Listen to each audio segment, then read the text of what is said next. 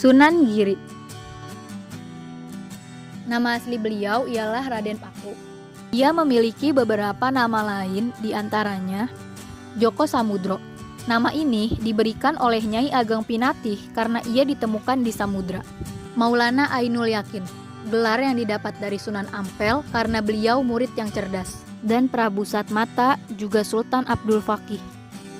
Beliau mendirikan pesantren di daerah perbukitan Desa Sidomukti Selatan, Gresik. Dalam bahasa Jawa, bukit adalah giri. Oleh karena itu, beliau disebut Sunan Giri. Beliau dilahirkan di Blambangan dan dimakamkan di Masjid Sunan Giri, Batu. Beliau putra dari Maulana Ishak, mubalik Islam dari Asia Tengah, dengan Dewi Sekardadu, putri Prabu Menak Sembuyu, penguasa wilayah Blambangan pada masa akhir Majapahit. Kisah masa kecil Sunan Giri. Saat itu terjadi wabah penyakit di Blambangan. Banyak yang terjangkit dan tak kunjung sembuh, salah satunya Dewi Sekardadu. Raja Blambangan meminta pasukannya untuk mencari orang yang dapat menyembuhkan putrinya. Apabila pria, maka akan dinikahkan. Salah satu pasukannya memberikan informasi tentang Maulana Ishak yang diyakini dapat menyembuhkan penyakit tersebut. Maulana Ishak akan menyembuhkan dengan syarat semua keluarga harus mau pindah ke agama Islam. Akhirnya Maulana Ishak akan dinikahkan dengan Dewi Sekardadu. Namun, Raja Blambangan berat hati untuk masuk agama Islam. Raja Blambangan pun mengutus pasukannya untuk menghalangi dakwah Maulana Ishak. Maulana Ishak yang terganggu memilih untuk kembali ke Pasai dan meninggalkan Dewi Sekardadu yang sedang mengandung.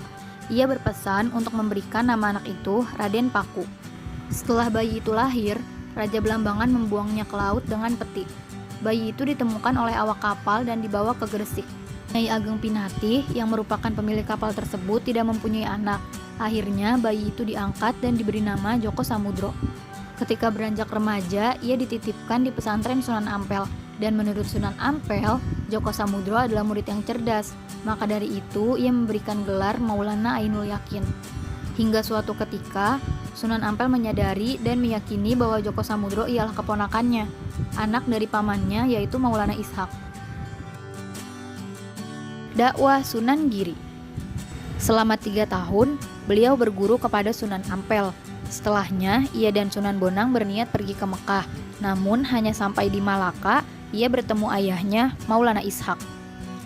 Keduanya mempelajari berbagai ilmu keislaman, salah satunya ilmu tasawuf, aliran Tarekat Syatoriyah. Kemudian beliau mendirikan pesantren Giri yang terkenal sebagai salah satu penyebaran agama Islam di Jawa, bahkan Madura, Lombok, Kalimantan, Sulawesi, dan Maluku, hingga berkembang menjadi kerajaan kecil Giri Kedaton dan tumbang oleh Sultan Agung. Beliau banyak mengajari santrinya lewat permainan anak-anak, yang terkenal yaitu jelungan dan cublak-cublak suwong. Selain itu, ia menciptakan tembang sebagai media penyampaian Islam. Karyanya yaitu tembang Asmaradana dan Pucung.